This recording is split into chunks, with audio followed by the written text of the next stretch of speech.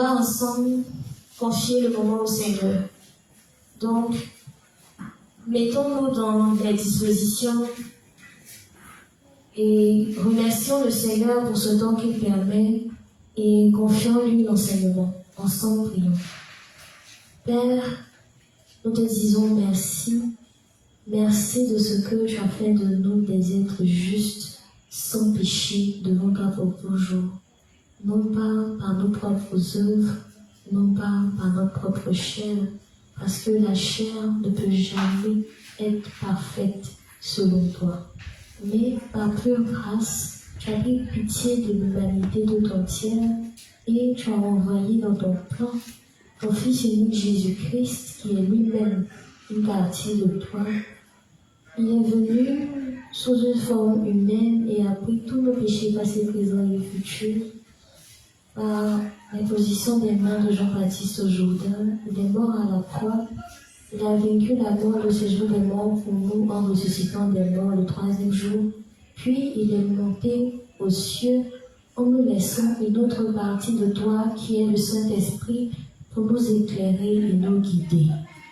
Nous croyons en ta sainte Trinité et nous croyons fermement en ta justice. Merci Seigneur de nous avoir rendus saints et sans tache au nom de Jésus-Christ. Amen. Père, nous te confions ce temps d'enseignement. Nous te disons merci pour les justes qui sont en train de venir. Merci de hâter les pas des retardataires. Merci pour tous ces justes-là qui sont connectés à nous suivre. Merci pour ton précieux prédicateur que tu nous as donné. Merci de parler toi-même au travers de lui afin que tout ce qu'il dise ne vienne pas de son propre fond. Merci pour la disposition de cœur de chacun d'entre nous à recevoir ta parole selon chacun son niveau de foi. Merci Père de ce que tu as pris les rênes de ce moment. Au nom de Jésus-Christ, nous avons prié. Amen.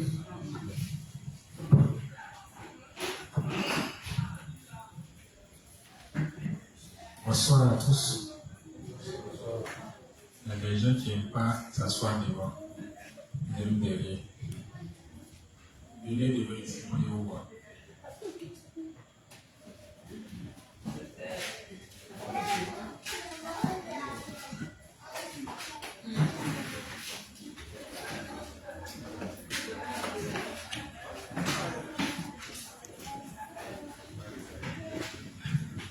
Ok. Donc hier, on a travaillé sur, je suis revenu un peu sur le thème de le pasteur Fatou a interprété. Tu as parlé de l'amour de Dieu, l'amour fini de Dieu, et Dieu demandait à ce que son amour ne soit pas unilatéral et que d'un côté.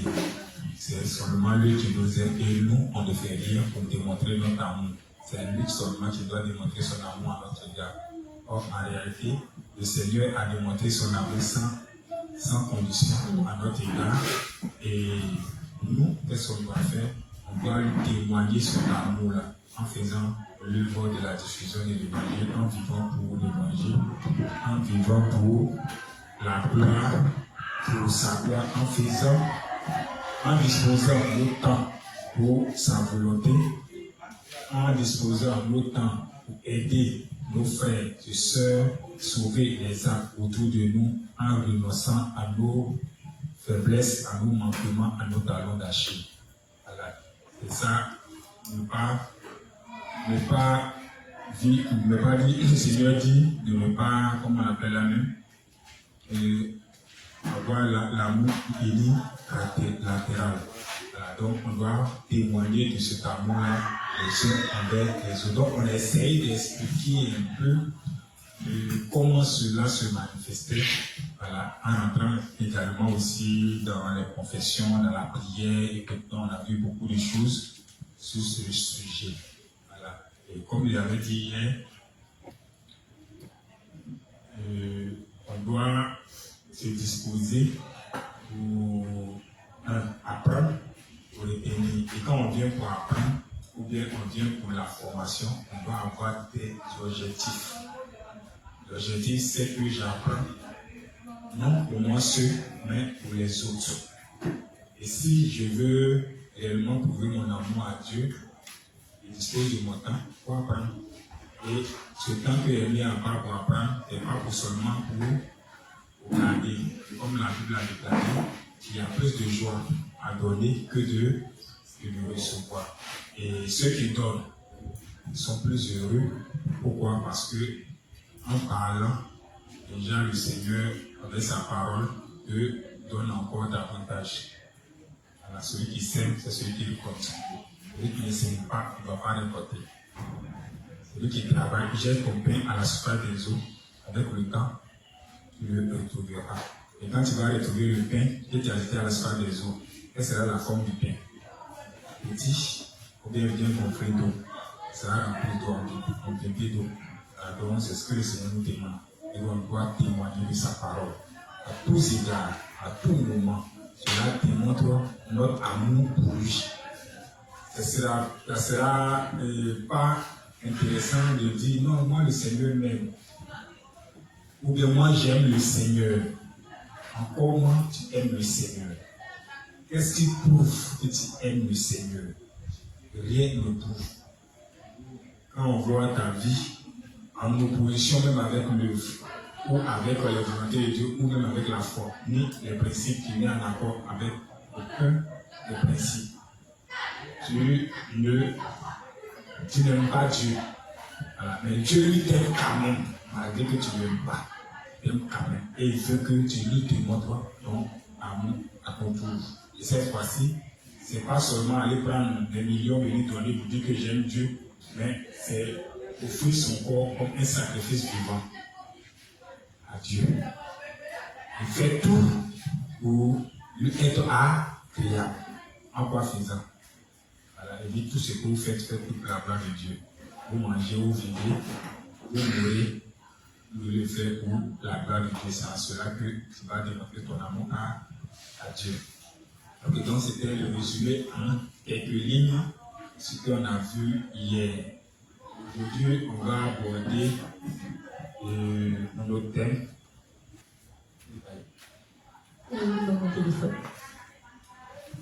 Donc, on va aborder notre thème et soyons attentifs. Alors, nous tous on découvre ce que le révérend va dire. Et par la grâce du Seigneur, on saura comment expliquer pour que chacun de nous ait l'appropriation pleine des choses. Ok, alors. Livre 62, page 75, paragraphe 3. Livre 62, page 75, paragraphe 3. Au contraire, quand je regarde les chrétiens d'aujourd'hui autour du monde, je les trouve ridicules, risibles et regrettables à la fois.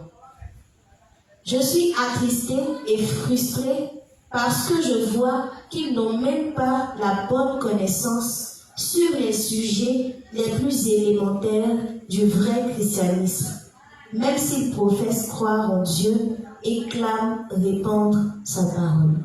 Amen. Ok, donc, le révérend donne son désarroi, on ne pas dire son mécontentement ou bien son étonnement concernant nos frères qui sont autour de nous, qui clament qu'ils sont des enfants de Dieu.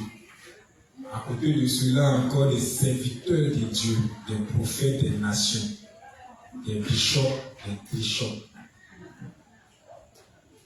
Pourquoi? Parce que les sujets élémentaires, les plus importants, ils ne connaissent même pas. Quels sont les sujets les plus importants dans le christianisme?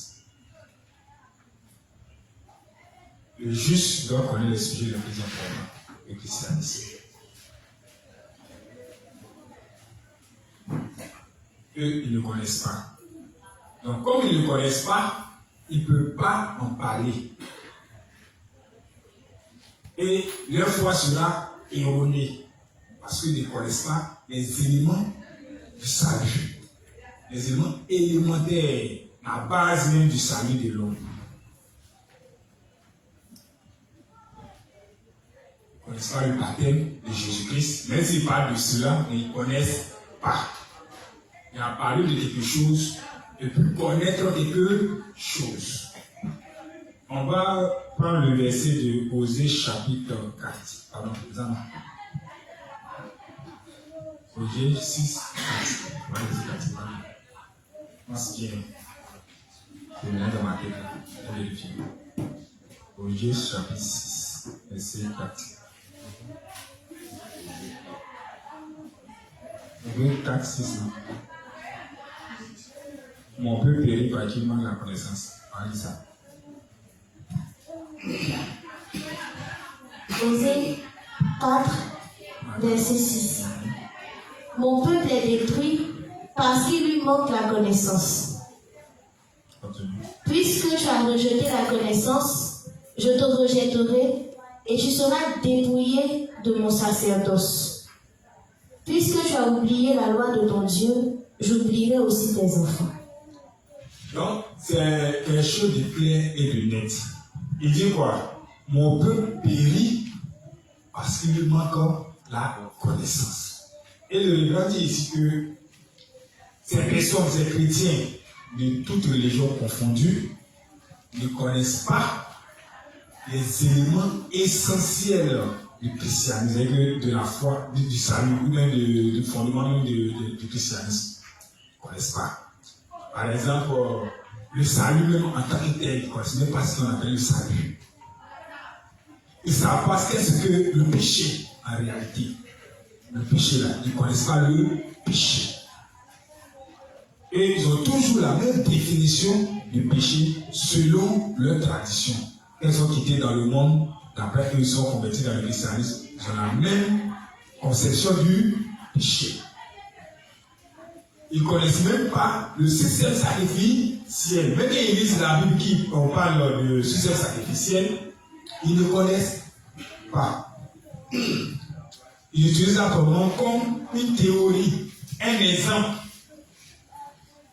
On va approfondir ou soutenir les différentes théories. Ils ne connaissent pas le rapport qui existe entre le baptême de Jésus-Christ et l'imposition des mains dans l'Ancien Testament. Ils ne savent pas quel est le rapport entre les animaux dans l'Ancien Testament qui servaient à l'expiation des péchés et Christ. Ils ne savent pas. Du moment où, même s'ils disent que Jésus est l'agneau de Dieu, mais ils ne font pas le rapport avec l'Ancien Testament pour pouvoir découvrir pourquoi la Bible dit Jésus est l'agneau de Dieu et qu'est-ce que l'agneau doit faire. Ils ne connaissent pas cela. Donc ils périssent parce qu'il leur manque la connaissance. Et comme ils ont rejeté la connaissance de Dieu, qu'est-ce qui va se passer? Ils seront rejetés automatiquement par qui? Par Dieu, parce qu'ils ne connaissent pas ce qui est de Dieu. L'avantage des justes, et c'est pour cela que les formations sont instaurées, c'est que chacun de nous puisse avoir la connaissance. Une personne, un juste peut perdre sa foi s'il n'a pas la connaissance. La connaissance de quoi? La connaissance des principes. Il peut quitter la voie du Seigneur. S'il ne sait pas ce qui se trame autour de lui, s'il ne connaît pas les pièges de Satan autour de lui, s'il ne connaît pas l'amour de Dieu à son égard, ce juste-là, il risque de quitter le Seigneur. S'il ne sait pas que les difficultés, la souffrance fait partie de la foi, il risque de quitter l'église. Parce que c'est dit que quand tu deviens juste, tu n'as plus de difficultés. Donc on doit apprendre de tout. On doit chercher à s'imprégner de ce que Dieu parle. Hébreux chapitre 6. Je vais vérifier d'abord. Hébreux chapitre 6.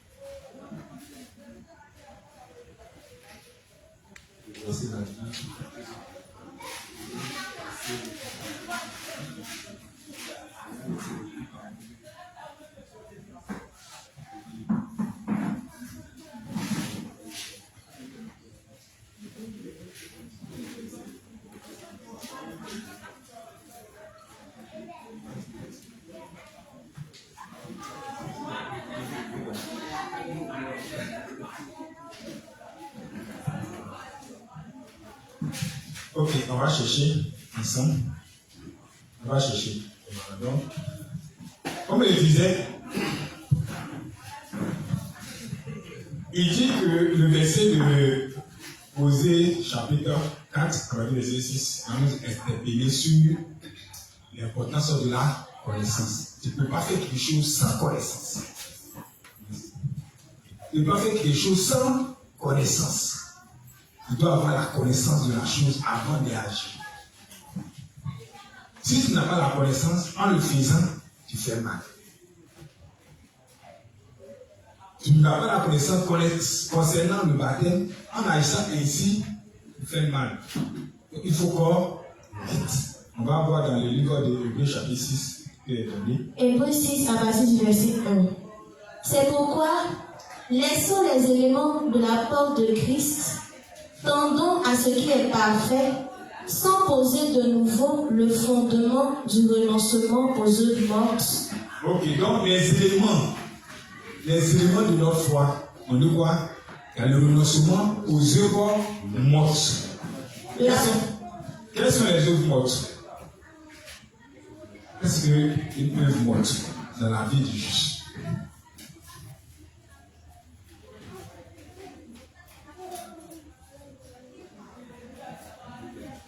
Les œuvres mortes. Oui? Je pense que les œuvres mortes dans la vie de Dieu, c'est tout ce que nous faisons qui.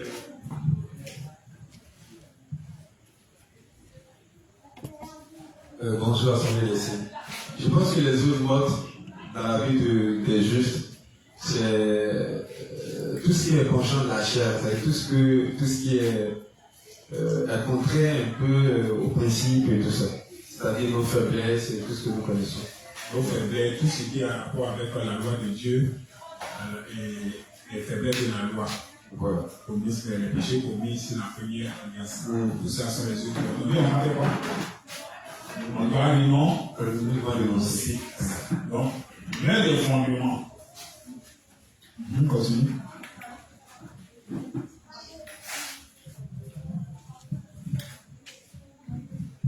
Du renoncement aux œuvres mortes. Du renoncement aux œuvres mortes. De la foi en Dieu. De la foi en Dieu. De la doctrine des baptêmes. De la doctrine des baptêmes. Combien de baptêmes?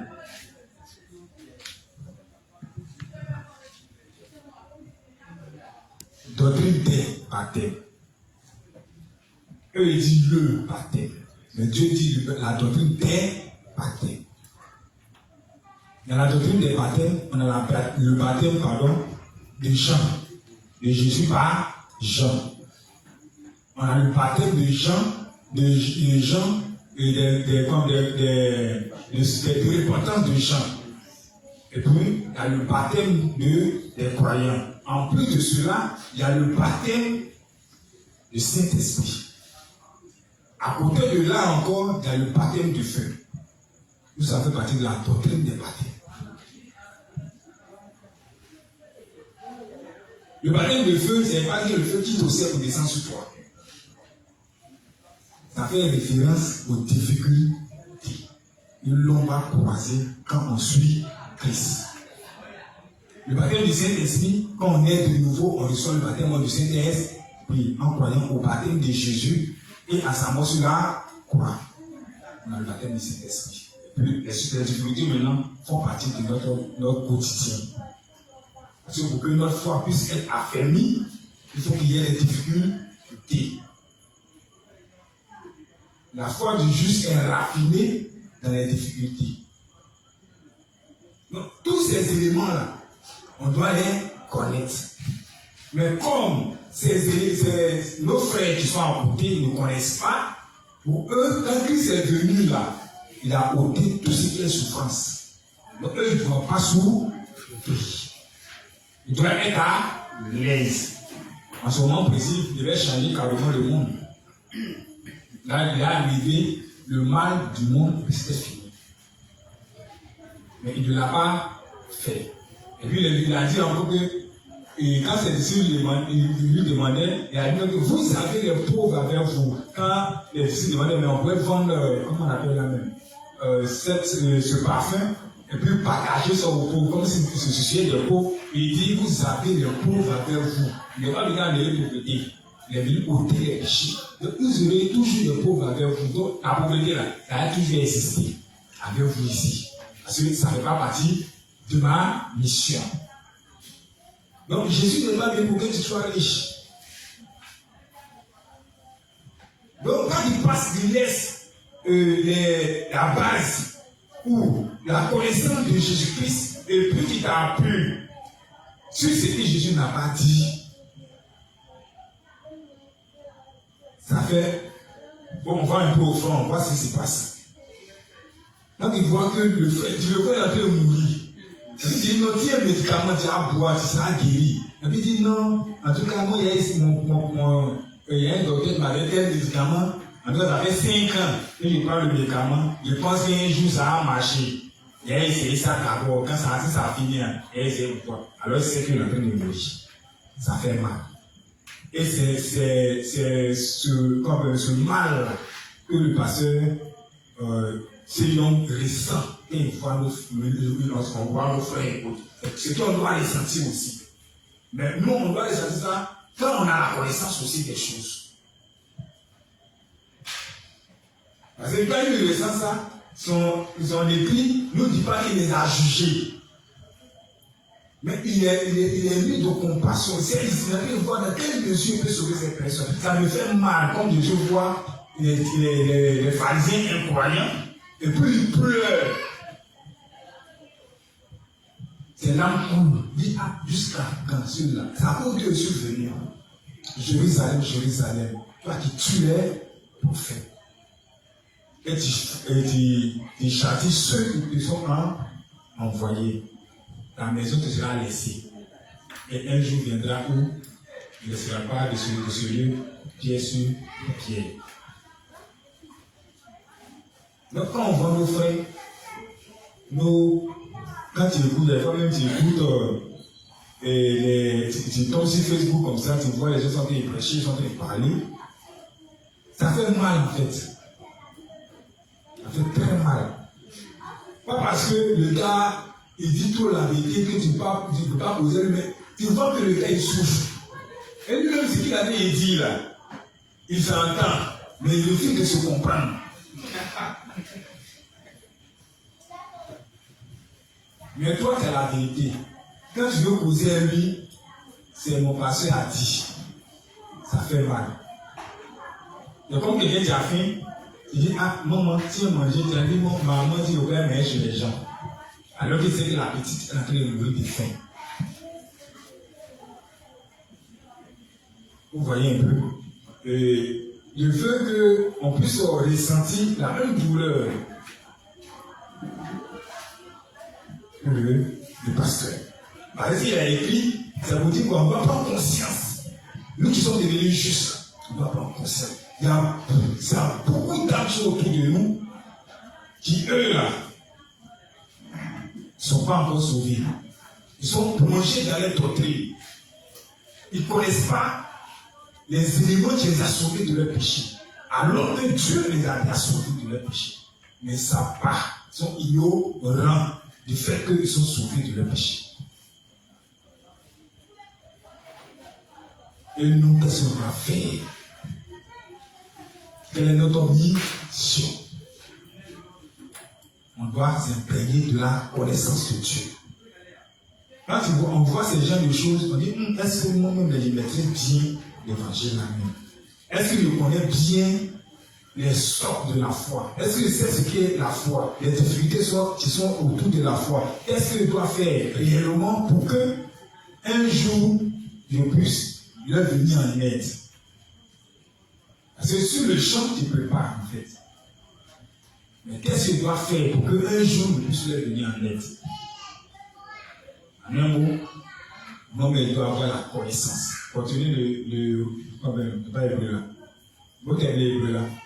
De la doctrine des baptêmes, de l'imposition des mains. Donc, de l'imposition des mains. Donc, il y a combien d'imposition des mains?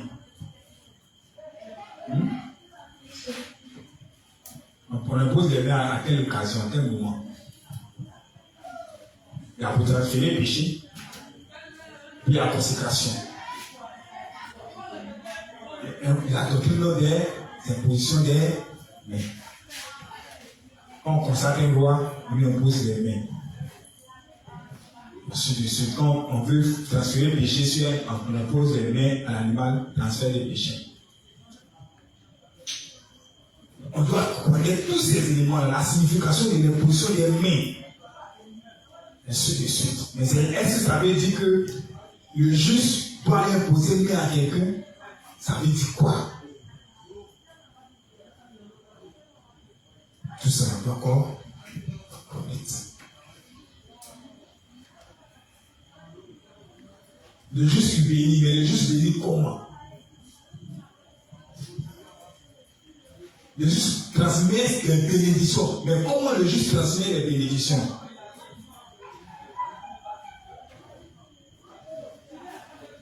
C'est au travers de la parole de Dieu. Si le juste veut bénir une personne, au travers de la parole, il n'a pas bien dit non, lui tu es béni. La seule chose qu'il peut faire, c'est de lui prêcher l'évangile.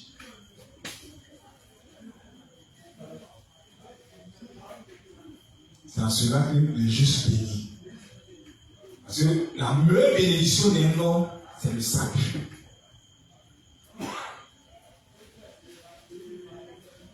On ne va pas entrer dans la polémique, non, mais oui, pour que les démons sortent de ton corps, il faut qu'on t'impose des mains. Bon, on suppose que, bon, toi tu as un peu des démons. Si une bénédiction va quitter en toi pour entrer dans quelqu'un, c'est quoi tu transmets? Puisqu'il n'y a pas de bénédiction en toi.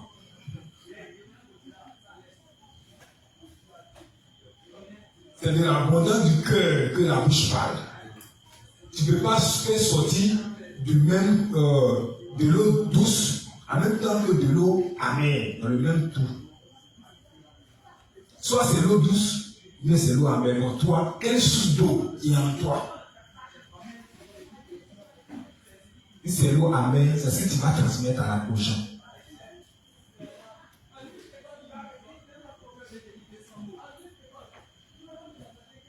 Raison pour laquelle on doit faire quoi? On doit laisser la parole de Dieu prendre le dessus sur nous.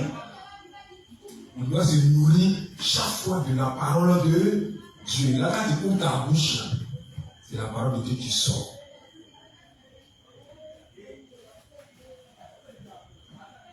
On doit être rempli de la connaissance de Dieu. Je ne parle pas de la connaissance qui enfle d'orgueil. Mais la connaissance de Dieu nous conduit à la sagesse. Et de cette connaissance-là que le grand nous demande.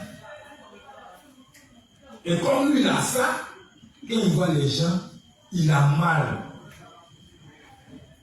Pas dans le but de dire non, mais c'est vrai, mais il a mal parce qu'il voit que Dieu a fait un travail propre pour l'humanité. Et puis les hommes eux-mêmes, là, ils sont engagés pour dire non, on ne le veut pas. On s'en fout de lui. On s'en fout de ce que tu as fait. Nous-mêmes, on va trouver solution. Quand tu dis qu'après tous les péchés, lui, on a entendu, mais nous-mêmes, on va faire un effort pour arriver à toi.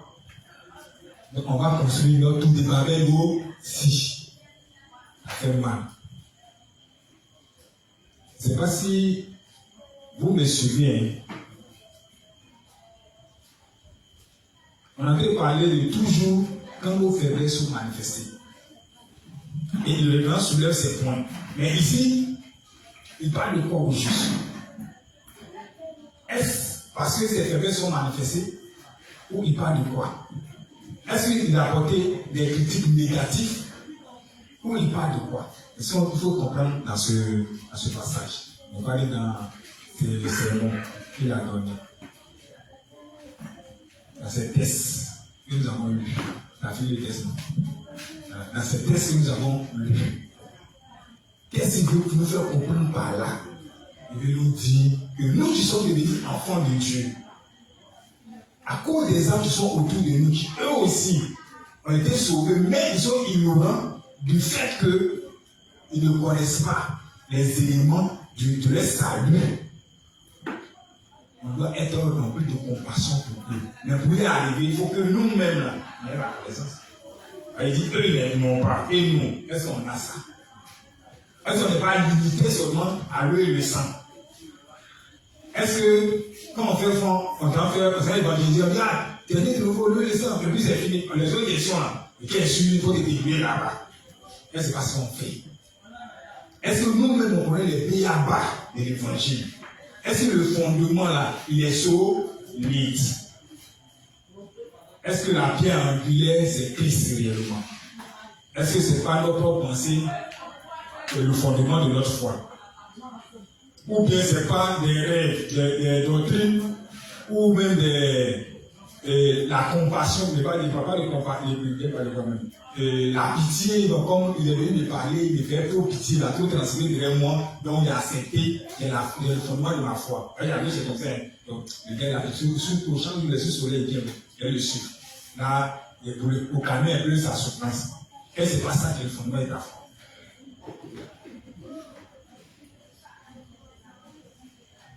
Le jour que la personne dit, ah, bon, comme tu ne le vois plus, bon, ok, lui-même il est plus là, donc, il m'embête. Est-ce que c'est pas ça là? Donc le fondement est ta foi. On doit avoir des fondements solides. On a l'eau et le sang. Hier ici, vous avez dit qu'on doit peser le péché. Je m'assois, il fait un bilan. Péché là, le poids là, c'est quoi? Ça pèse. Pour que je puisse dire que, ah, du Seigneur, ou que je puisse être reconnaissant en Dieu. Si on n'est pas reconnaissant en Dieu, c'est parce que, pour nous, bon, moi j'ai menti une seule fois dans ma vie. Donc, de toutes les personnes, il faut arrêter de mentir. Donc, si Dieu ne m'aimait pas, il faut arrêter de mentir. Donc, est-ce que Dieu lui dit merci? Par exemple, comme cela, tu as travaillé pour quelqu'un, il a donné ton salaire. Tu as bien lui dit merci. Même si tu lui dis merci, mais ta bouche, ton cœur n'a pas dit merci. C'est ta bouche qui a dit merci. Mais ton cœur n'a pas dit merci. Ne faisons pas comme le peuple d'Israël. Il dit ce peuple m'honore du bout des lèvres. Mais leur cœur, c'est très très loin de moi. C'est quand on va connaître qui est l'homme. Et si on sait qui est l'homme, nous, est-ce qu'on est humain? Oui, on est humain. Alors, on est comme ça, d'accord. Maintenant, cet homme-là, devant Dieu, là, il représente quoi? Sa nouvelle naissance. Il est né d'Adam, il représente quoi devant Dieu? C'est un âne sauvage. Âne. Son domestique imaginé, puis son sauvage.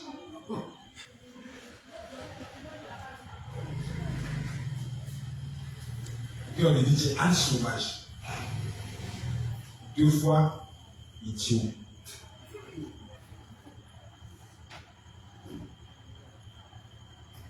Lui, il a sauvé, il dit, bon, l'âne qui est sauvage, il est venu monter sur quoi? Il sera sur ma monture et il vient rentrer avec toi à Jérusalem, dans ma vie sainte. Ce n'est pas un privilège, ce n'est pas une grâce. Toi, tu t'es maltraité que là-bas, et on te dit donc, le roi vient monter sur toi, et tu ne marches même pas sur le sable, c'est sur quoi tu marches. Alors que tu es impur en plus. Donc quand on fait tout cela, on a la connaissance de nous-mêmes, on a le bien bas de l'évangile. On va connaître réellement l'amour de Dieu. On parle de l'amour de Dieu, on va connaître le parfait. Et quand on a cet amour-là, on sera obligatoirement reconnaissant en Dieu. Obligatoirement reconnaissant en Dieu. Et dans notre reconnaissance, on va vouloir partager cet amour-là à tous ceux qu'on croise.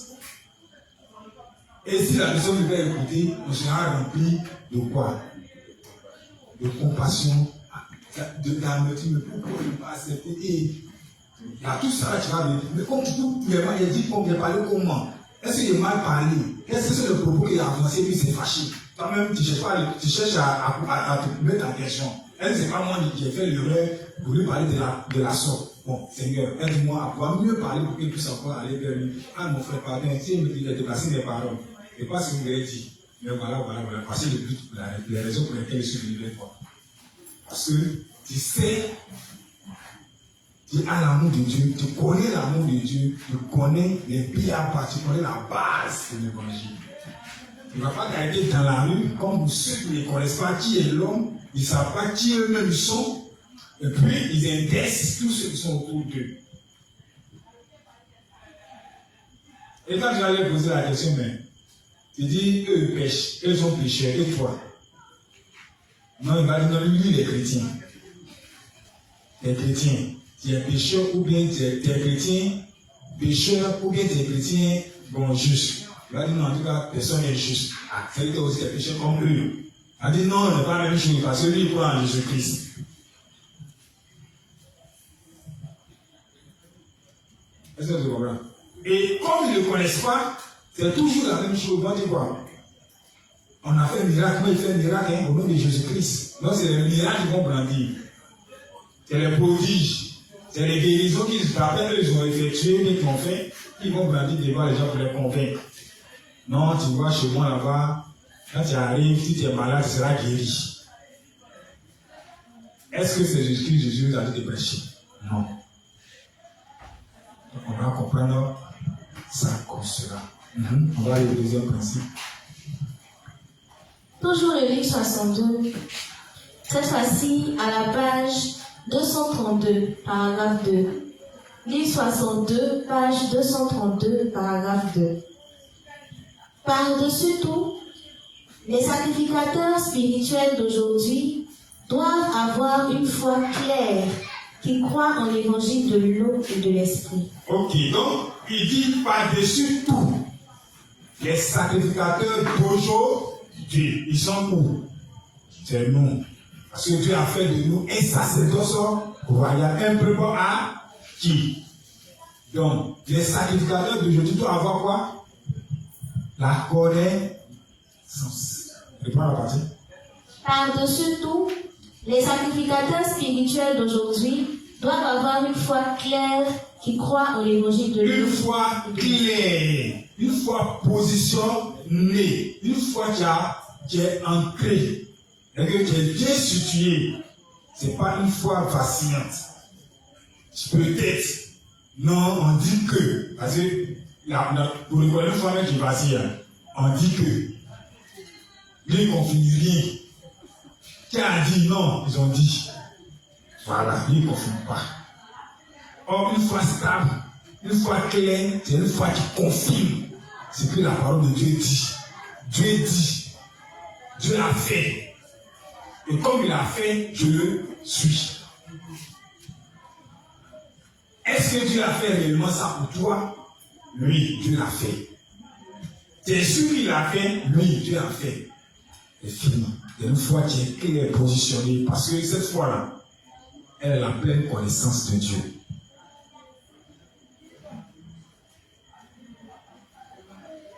Tu es sûr que c'est par le baptême seulement qu'on est né de nouveau, c'est par le baptême de Jésus-Christ que Dieu a sauvé l'humanité? Oui. Mais le oui doit être accompagné de quoi? De preuves. Oui, ok. Voici les preuves. Donc les preuves claires. C'est pas non, on dit que. Toi tu dis quoi alors? Si les disciples disaient, qu'est-ce que les gens disent de moi? On dit que tu es Élie. On dit que tu es Jean-Baptiste. On dit que tu es Moïse qui devait venir. Je dis merci de chacun à donner pour lui. Bon, vous-même là, qu'est-ce que vous dites? Est-ce qu'il y a la clarité de notre foi? Qu'est-ce qu'on dit de Jésus-Christ? Et tel responsable de prêcher l'évangile, il a dit que Jésus il est venu, il a pris tous tes péchés par son baptême. Il a monté les versets, tout. Maintenant, toi-même, tu dis quoi? Donc, comme tu as dit, c'est ce qu'il a dit, sur ta parole, comme tu l'as dit là, c'est ça. Mais toi, Pierre, tu dis quoi? Et comme Pierre n'était pas sincère lui-même, qu'est-ce qui s'est passé à la suite? La conscience a foncé. Elle a regardé. Ensuite, il avait affirmé que lui, ouais, c'est logique. Comme tu marches sur l'eau et que tu m'as donné la force, alors je marche sur l'eau aussi.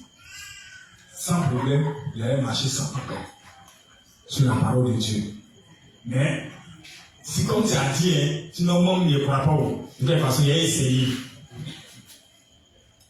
Et quand il y a des difficultés, automatiquement, il dit, c'est vrai, mais c'est ce qu'ils ont dit là. Et tu te retires. Toi, tu as des conseils, non? Pas. Donc, étant sacrificateur, on doit avoir la connaissance claire. Pour ne pas que on soit comme les enfants d'Aaron, de deux fils qui ont offert un feu étranger. Ils étaient appelés au sacerdoce. Mais ils n'ont pas respecté les principes qui régissent le sacerdoce. Il y a un principe qui régit le sacerdoce. Il y a un principe qui régit la foi du juste.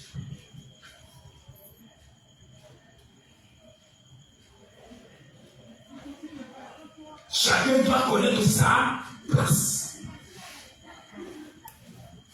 Tu n'as pas dit non, comme si nous tous on est justes là. Je vais prendre la place de orteil là. Pourquoi il me met au niveau des poils, au niveau des aisselles? Moi, il est sur la tête. Non, mais moi, je suis en bas des pommes de trucs. Moi, les pommes, on peut manger. Là, tu vois un peu. Mais l'autre, il est la langue parce que moi, là, le goût, là, c'est moins ressenti. L'autre, non, il est la narine. Chacun veut une bonne position. Mais toi-même, là, est-ce qu'on est en position? Tous les sacrificateurs n'ont pas le même rang.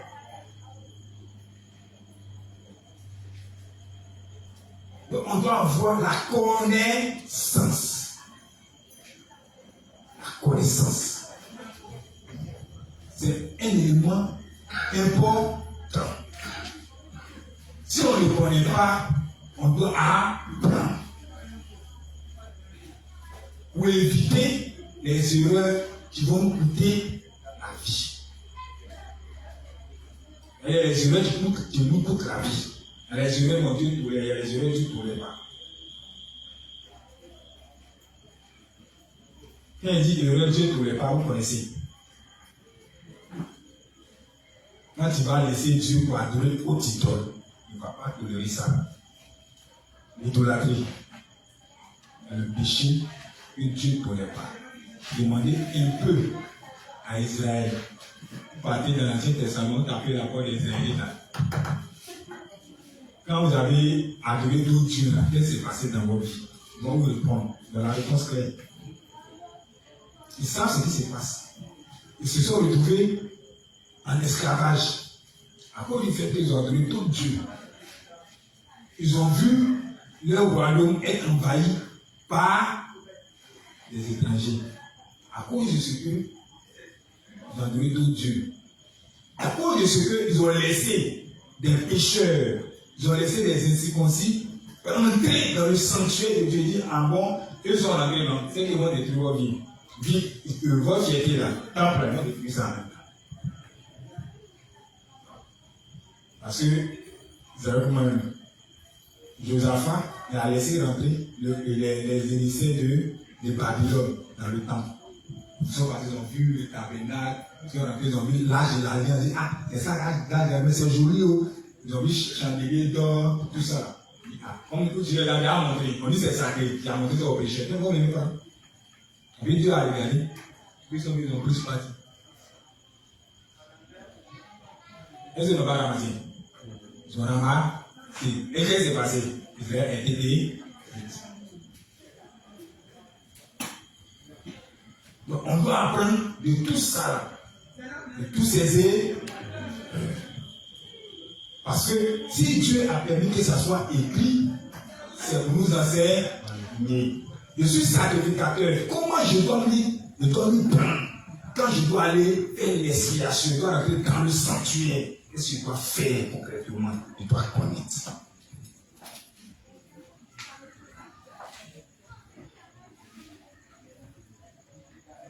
Est-ce que c'est moi que je fais l'expiation?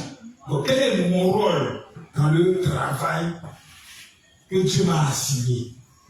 Et comment je dois m'y prendre pour réussir cela? C'est simple. En son nom, le pardon des péchés vous est annoncé. Donc, moi, c'est ce que je dois faire. Ça, c'est mon expiation qui est là. Et c'est ce que je dois faire. Je dois aller prêcher l'évangile. Je ne dois pas aller montrer aux gens que c'est moi, quand il y a fini de parler, il prend ses péchés et puis il met ça sur moi. Et puis il veut essayer son Dieu. C'est parce que le Seigneur nous a dit, en tant que sacrificateur, mais on doit avoir en nous quoi? La connaissance de Dieu. Et c'est ce que Jésus a dit à la femme samaritaine au puits de Jacob. Il lui a dit quoi? Vous priez Dieu que vous ne connaissez pas. Mais le salut, ça veut dire la vie des Juifs. Et comme le salut vient des Juifs, donc si vous voulez avoir le salut, allez consulter les Juifs. Et l'apôtre va nous dire que le Juif, ce n'est pas celui qui est du sang, mais de la promesse. Donc les véritables Juifs, c'est nous. Donc on doit aussi avoir la connaissance de toutes ces choses qui régissent nos sacerdoces.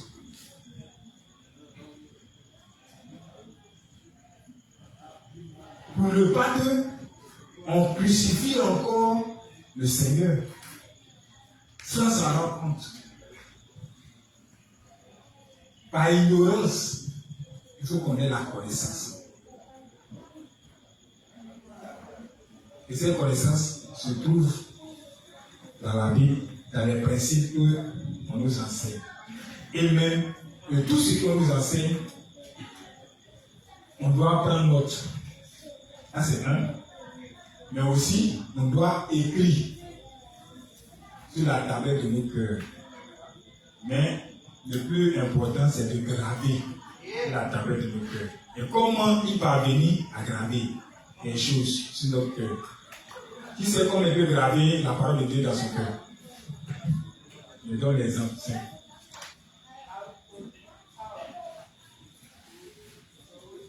Graver, c'est faire quoi? C'est insister sur un point à plusieurs reprises. Avec le temps, même si les gens prennent privé et effacer, c'est grave. Il ne faut pas oublier. Mais quand c'est écrit, on peut venir effacer. Or, quand c'est gravé, tu dois effacer. En tout cas, tu as cassé le mur, tu as cassé ce qui ont programmé. C'est-à-dire que même le péché de l'humanité, quand Dieu a gravé avec le brin de fer, c'est lui seul qui peut enlever. Personne d'autre ne peut enlever la gravure qu'il a faite. Et c'est ce qu'il nous demande. Il dit on va graver la parole de Dieu sur la table de notre cœur. Vous n'avez pas de méditation. Méditer. Méditer signifie quoi? On finit de faire une lecture. J'ai lu. Mais méditer, c'est réfléchir là-dessus à plusieurs reprises. Il insiste, il revient, il fois, il réfléchit. Ce qu'il a entendu, il essaie de reviver ça, repasser ça à chaque instant, jusqu'à ce que ça fasse un. Avec moi, demain, quand on me pousse, en tombant, ça sort de ma bouche. Il dit, tu as gardé ça, là, tu as gardé dans ta tête. 10 ans après, tu te souviens encore de la même chose. Mais tu as gardé ça dans ton cœur. Et c'est ce que le Seigneur demande. Quand c'est gravé, quand on est en face des situations, on applique. Mais quand c'est écrit, bon, il y a des fois on écrit, puis on dit ça, je ne pas là-bas. On connaît beaucoup. Quand il vient d'écrire, on dit, ah, lui, il prend note, hein. Ah, c'est qu'il lui, il pose. Mais quand il arrive à me jette le cahier, il ne lise plus. On lit en fait. on doit garder la parole de Dieu, la connaissance de Dieu. La connaissance de Dieu se fait à plusieurs niveaux. Tous les domaines de notre vie, on doit avoir la connaissance de Dieu. La quête sacrificateur doit aussi avoir la connaissance de Dieu dans le domaine où nous travaillons, dans tous les domaines d'ailleurs. Comment Dieu, on peut bénéficier, on peut profiter des bénédictions de Dieu. Les principes sont là, on va travailler dessus avec le temps. La foi, comment la foi, et comment mettre les choses, les 5 combinaisons de la foi. Quand on parle des 5 combinaisons de la foi, les 5 éléments, ça regroupe beaucoup d'éléments. On dit 5 combinaisons de la foi. Par exemple, comme ça, tu dois aller évangéliser, comme je donné l'exemple ici. Ce n'est pas 5 combinaisons que tu as fait, il y a beaucoup de combinaisons que tu as fait. Tu as regroupé tous ces éléments, un plusieurs pour avoir l'image de on va procéder d'étape par étape pour aboutir au résultat. Et c'est ce que le Josué chapitre, dans le verset 8, le dit. Méditation, jour et nuit. Parce qu'il ne va pas lire jour et nuit. C'est si les gens ne comprennent pas. Ah, moi, il médite, il avait un lit, il dit les gens de méditer. Mais quand tu dors là, tu médites comment? Il n'y a pas de ligne devant toi, rien devant toi. Jour et nuit. Donc, jour et nuit ici, dans les moments de joie, ou même dans les moments de difficulté, tu dois méditer sur la parole de Dieu. C'est cette parole-là qui va te délivrer. Mais si tu médites seulement en plein jour et que la nuit, bon, tu oublies la parole de Dieu, c'est que tu n'as rien fait. Tu es dans un problème où tu dois réfléchir à la parole de Dieu. Tu es dans la joie où tu lis la parole de Dieu. Jour et nuit. Donc le sacrificateur, il est appelé à faire quoi? À connaître, à apprendre à connaître Dieu au fur et à mesure. Parce que la connaissance de Dieu, la connaissance de nos foi dépend de la connaissance qu'on a de Dieu en être humain. Vous allez voir qu'il y a des personnes, quand on dit bénédiction matérielle, bon, on laisse connaître ces top. Ils connaissent les principes qui font qu'ils reçoivent les bénédictions. Facile. Mais quand dans d'autres domaines, bon, là-bas, ça ne va pas trop. Pourquoi? Parce que lui, il est intéressé sur le matériel. Mais il applique les principes pour aimer le matériel. Il connaît Dieu, la tête d'eau, mais il peut ne pas connaître Dieu dans le domaine du mariage. Donc, dans le mariage, il fait beaucoup d'échecs. Mais nous, en tant que sacrificateur, on doit conseiller beaucoup de personnes. Les gens qui doivent venir vers nous, vont nous expliquer leurs problèmes. On doit les aider. On doit faire l'expiation. Le sacrificateur ne fait pas simplement expiation. L'expiation, on appelle les sacrifices d'action de grâce que le sacrificateur fait. Donc tout ça, on doit connaître. Quand la personne vient, il est en joie, qu'est-ce qu'on doit faire lui? On doit se réjouir ensemble avec lui. Donc tout ça. Mais le plus important, c'est l'expiation. Donc, on doit connaître l'expiation, comprendre mieux l'expiation. Comprendre mieux l'expiation. On a bien compris l'expiation. On va aider beaucoup de personnes, nos frères, nos sœurs, tous ceux qui sont autour de nous, on va les aider. On va s'en sortir pour continuer là-dessus. Par-dessus tout, les sacrificateurs spirituels d'aujourd'hui doivent avoir une foi claire qui croit en l'évangile de l'eau et de l'esprit. Sans la connaissance de cette vérité et la foi en elle, nous ne pouvons pas accomplir le devoir de notre sacerdoce spirituel. En d'autres termes, ceux qui ont cette foi qui croient en la vérité du fil bleu, pourpre et cramoisi, c'est-à-dire la vérité de la vraie rémission des péchés, peuvent remplir le devoir de leur sacerdoce spirituel.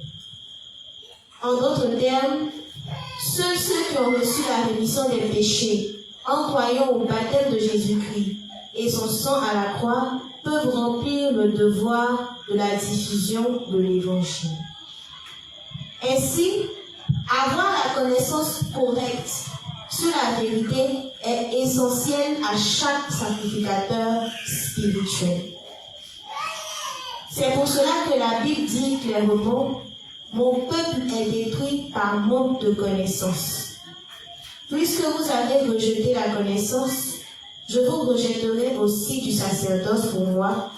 Puisque vous avez oublié la loi de votre Dieu, j'oublierai aussi vos enfants. Osée 4, verset 6. Est-ce que Dieu dit, est-ce qu'en réalité c'est lui qui a oublié nos enfants? Hein? En temps normal, qui a oublié nos enfants? C'est Dieu ou bien c'est nous qui avons oublié nos enfants? Mais quand il dit qu'il va oublier nos enfants, ça veut dire quoi? Toi, tu as rejeté la parole de Dieu, tu n'avais pas la connaissance. Tu as enseigné quoi à tes enfants? Et ils vont sur quelle voie? Parce que toi-même tu ne connais pas. Ils sont livrés à eux-mêmes. Et comme ils ne vont pas connaître Dieu aussi, est-ce que Dieu va les protéger? Dieu ne va pas les protéger.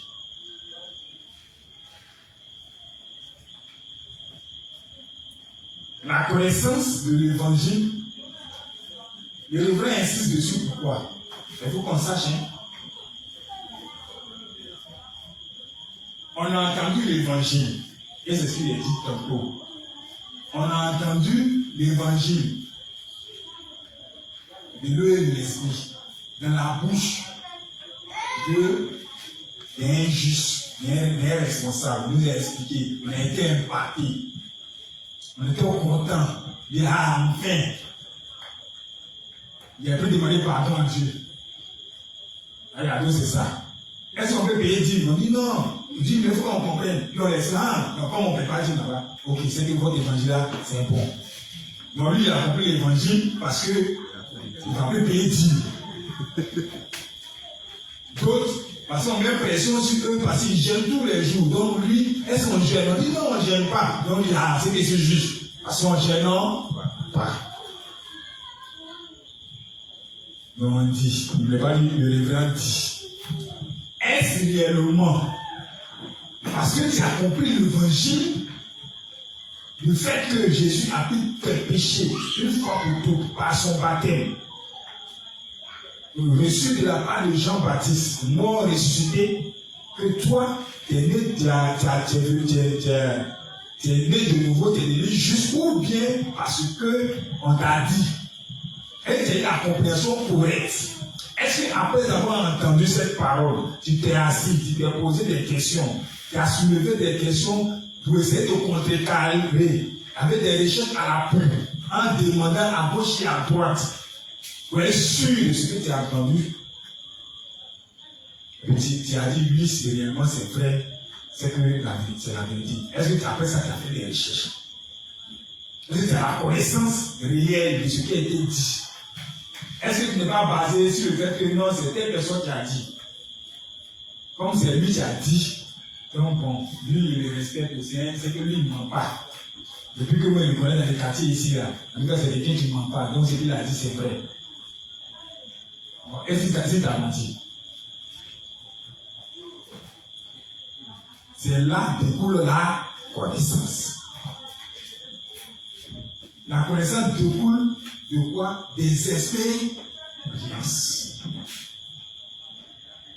Quand on vit, on dit bon, Dieu il dit quoi?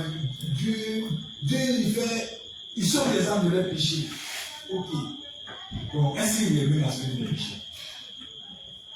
Qu'est-ce qui prouve qu'il m'a sauvé les péchés? Ils ont dit que ça m'a sauvé les péchés. Mais qu'est-ce qui prouve? Il prend les tests. Il y a beaucoup de tests où il prend les tests. Il voit la vie des gens comme David. Mais c'est quoi Dieu juge les gens justes? C'est quelle base? Pourquoi quand Dieu se présente à Abraham, pardon, à Moïse, il ne dit pas que. Et il dit que je suis le Dieu d'Abraham, Isaac et Jacob. C'est quelle base il dit ça? C'est de comprendre ça. Pourquoi il ne dit pas que je suis le Dieu de quelqu'un d'autre depuis c'est Abraham, Isaac et Jacob? Et la ils étaient quoi? Comment ils vivaient? Leur vie était comment? Pour qu'ils puissent comprendre que c'est parce que je suis né avec le péché, je suis pécheur, mais je ne suis pas condamné parce que je suis pécheur, je suis au poste des âmes, je suis condamné parce que je suis né avec le péché. Et que si je dois être sauvé, ce n'est pas parce que je ne fais plus ces actes, je ne pose plus ces actions que Dieu me sauve. Mais il me sauve parce qu'il a décidé de me sauver de tous mes péchés. et que son amour n'est pas conditionné par mon comportement. Donc, il va comprendre donc, c'est que Dieu m'a sauvé les mon péché. En étudiant la vie de ceux qu'il a sauvés, les péchés, Abraham, Isaac, Jacob, il regarde la vie d'Abraham, il voit que lui aussi c'est un gros menteur comme moi. Il a menti, il a donné sa soeur, il dit que non, c'est ma fille. Pardon. Il a donné sa femme, il dit c'est ma soeur. Il a donné sa femme, même c'est ta soeur quand même, mais c'était ta femme quand même. Il dit ah, c'est ma soeur, moi c'est marié. C'est clair. Mais il dit non, c'est ma soeur. Il n'a pas dit que c'est ton mari, il faut le tuer. Il a donné sa soeur. Il a donné sa femme. Mais on dit quoi? Adam fut déclaré juste sur la base de quoi? Sur la base de la foi. Et cette foi-là, c'est quoi? Donc, il cherche à connaître cette foi d'Abraham. Quand il découvre la foi d'Abraham, il compare avec la foi qu'on m'a présentée. Et c'est la même chose.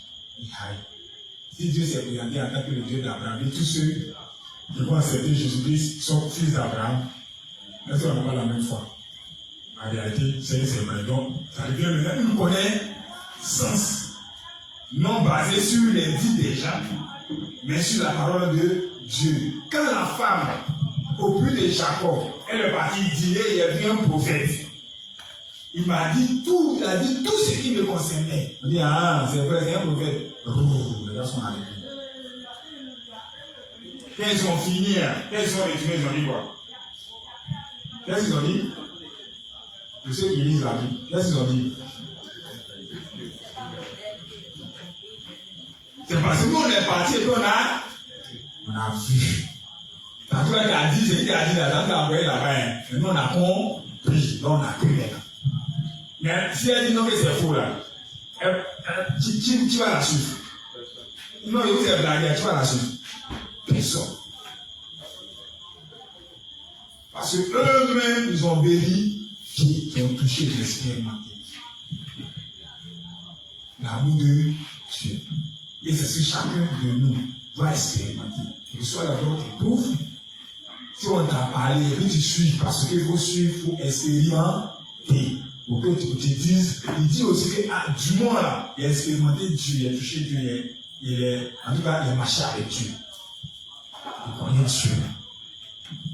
Dans tel domaine, au moins, il connaît Dieu. Dans le salut, là, c'est que Dieu est capable. Il m'a sauvé. Tout ce que je il m'a sauvé. Et je l'affirme à ce qu'il m'a sauvé de tous mes péchés. Et voici, c'est la vie.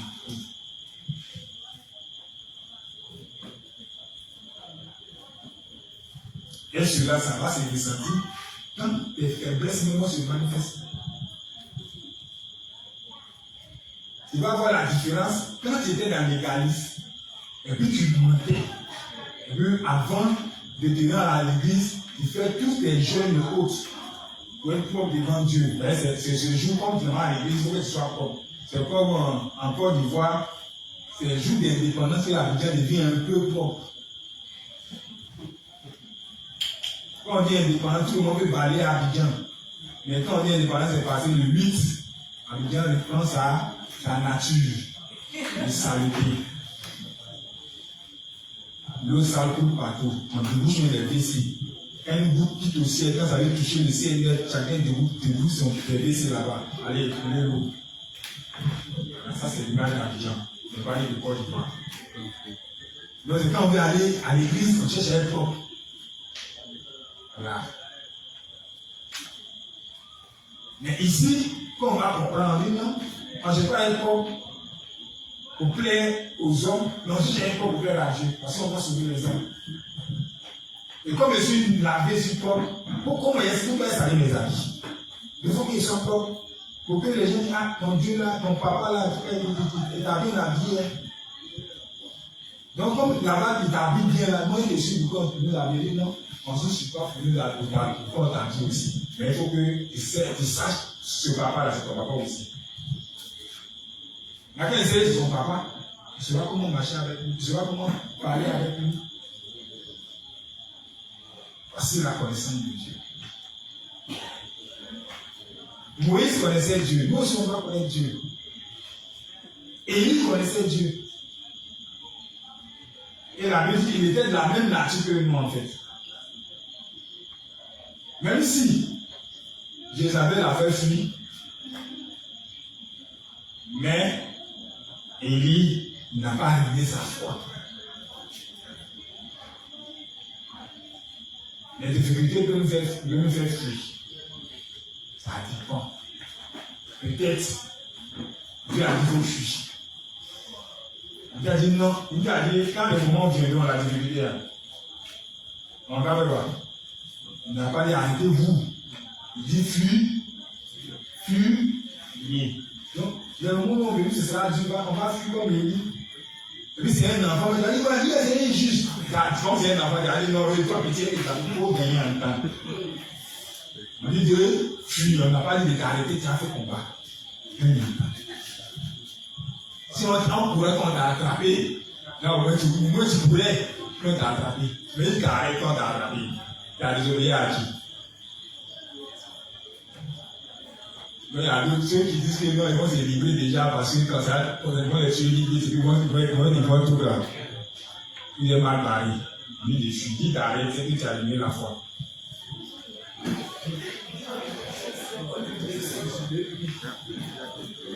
On dit de fuir, tu allais prêcher, il va dire là où tu vas, là tu t'arrêtes. Chez toi. Donc, on doit avoir la connaissance de Dieu. On doit comprendre les Écritures. On doit abaisser les sens des Écritures dans le profondeur de Dieu. On doit nourrir notre âme chaque jour, matin, midi, soir, de la parole de Dieu. On va s'imprégner de la parole de Dieu. Ça, c'est le rôle du sacrificateur. Parce que tu vas venir, on va te poser des questions, tu réponds comment? Et puis, peut-être les petites questions. Et là, par exemple, toi, tu as tellement réfléchi, tu as aux questions, les grosses questions, tu donnes une petite question. Et puis c'est là, maintenant, tu as commencé à tituler, et puis tu as acheté le téléphone. Ah, Élie. Comme les gens qui avaient l'important maintenant. Donc, on va continuer, mais le sacrificateur doit savoir que il est le pivot. Grâce à lui, les âmes sont sauvées. Même si Dieu a déjà sauvé les âmes, mais grâce à lui, les âmes parviennent à la connaissance de la vérité. Donc, si toi, tu n'as pas la connaissance de cette vérité-là, comment tu vas lui communiquer cette vérité? C'est de l'abondance du cœur que la bouche parle. Mais cette abondance, ça sort, ça quitte pour venir. Ça vient de la parole de Dieu. Donc, on doit nourrir, on doit se remplir. Ne vous animez pas seulement de vin, c'est de la débauche. Mais soyez au contraire remplis du Saint-Esprit.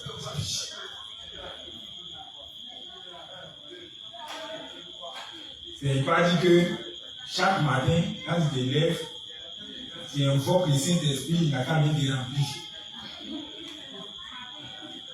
Mais pourquoi les Saint-Esprit te remplissent? C'est dans la lecture. La parole de Dieu là, c'est le Saint-Esprit. C'est l'Esprit de Dieu. La parole de Dieu est esprit et vie. En lisant la parole de Dieu, le Saint-Esprit grandit en toi. Il te conduit la sagesse à toi, à mieux comprendre cette parole. Et si il veut que tu comprennes encore mieux, il t'envoie vers dépenser, tu es rempli encore de l'esprit, il te conduit encore d'esprit mieux, tu es bien chargé. Quand il t'envoie là, tu déverses, la personne est bénie. Il va enlever seulement les incompréhensions qui en toi, puis ça vient de toi, puis maintenant tu peux expliquer mieux. Et puis les âmes qui sont autour de toi, puissent en profiter. Et aussi, il a dit à Jésus, à la femme samaritaine, si tu bois de cette eau, tu n'auras plus jamais soif. Cette eau deviendra une source d'eau vive qui jaillira jusqu'à quand? Combien de temps? 2 jours, 3 jours? On dit à la vie éternelle, mais éternellement. Pourquoi c'est éternel? C'est Dieu lui-même qui est en toi. Et cette parole-là, comme la parole aussi n'a pas de fin, l'année commence l'année fin de vie, alors il paraît ça éternel. Parce que tu l'as aimé et tu as demandé à ce qu'il habite en toi. En faisant quoi? En l'appelant chaque matin, midi, soir, viens habiter en moi. Et pas dire viens, mais en lisant, en cherchant à t'imprégner de la parole de Dieu, en cherchant à comprendre les Écritures. Et ça, c'est aussi tous les éléments qui regroupent la foi. C'est le suite. C'est une source de bénédiction pour les nations. Et toi-même d'abord, pour ceux qui sont autour de toi, toi au Seigneur Jésus, et tu seras sauvé, toi et ta famille. Donc toi et ta famille seront sauvés parce que ta présence va prier autour de la bénédiction.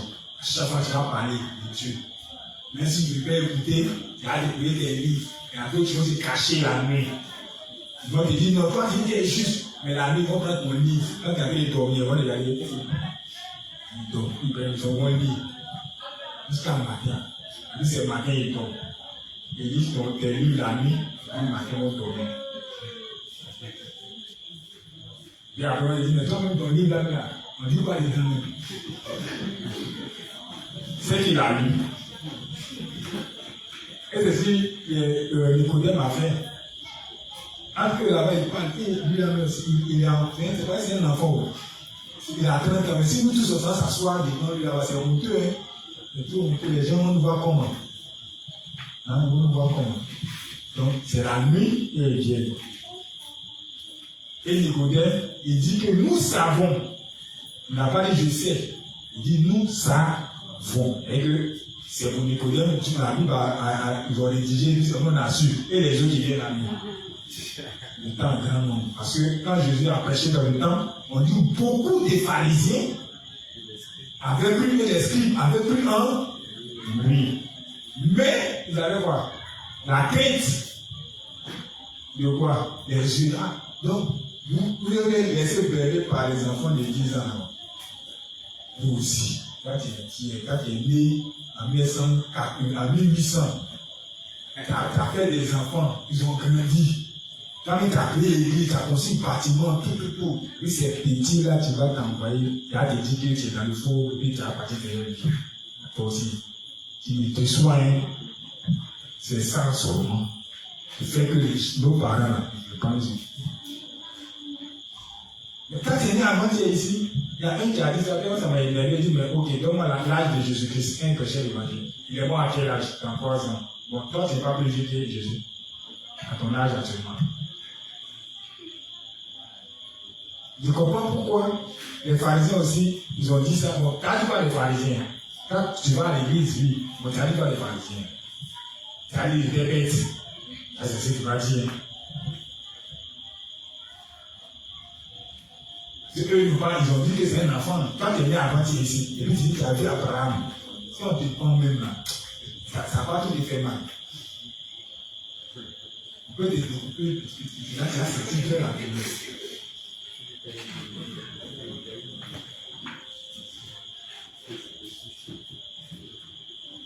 Vous allez comprendre pourquoi, à la fin des temps, les gens vont vouloir nous découper un peu. Tu dis que c'est sans péché, tu ne pêches pas, et toi tu vois, tu as menti. On dit, ouais, ton leader, non, il ne sait pas, alors qu'il a vu passer, tu as menti. Il dit, les saints, il a menti. Ok, il prend son oreille, il coupe l'oreille, il crie. Quand tu te demandes, il est où? Lui aussi, il fait signe là-bas.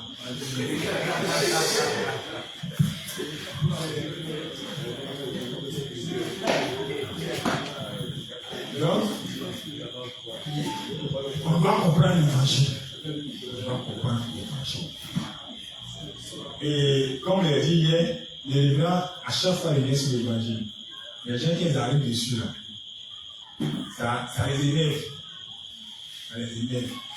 Pourquoi? Mais il n'a pas changé, il ne peut pas le tout, il veut les chefs de l'édition. Il a parlé dans le fait, voilà comment on fait pour être béni. Il avait les pieds, arrivé en bas, Il parle plus de ça. Et puis il parle de Jean-Baptiste a baptisé Jésus. Il va expliquer Jean-Baptiste, souverain sacrificateur et représentant. Il va répéter. Il va prendre des verset, il va coller encore. Quand il va venir répéter, il va expliquer. Il va aller dans le tabernacle, l'Ancien Testament. Il va revenir en rond, tout va. Et après, on va faire une page. L'édition qu'il a commencé là-bas, il a fait 5 pages parlant de l'évangile. Et quand il tourne la page, c'est même l'évangile là qui dit il fait un livre avec lui. Il comprend qu'il y a des gens qui lisent des livres parce que c'est même l'évangile là qui a répété les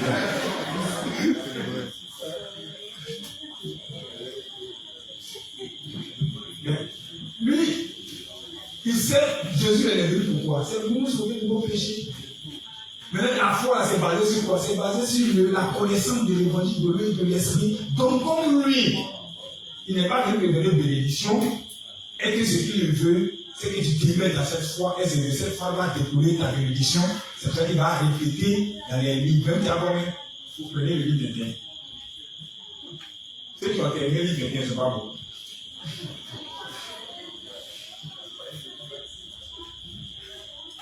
Jean-Baptiste souvient sacrificateur. Jean-Baptiste a baptisé Jésus. Les raisons pour lesquelles Jean-Baptiste a baptisé Jésus. Et quand il est arrivé devant, il va dire seulement un mot. C'est la même phrase, mais c'est un mot seulement qui a sauté dedans. Jean-Baptiste il va répéter. Jusqu'à lui fille. Si tu n'as pas un cœur, tu ne vas pas continuer les gens. Et tu as dit, on prend le livre aussi, les bénédictions spirituelles que Dieu nous a données. Dieu merci. La bénédiction spirituelle. Là, du coup, vous êtes là, c'est calé.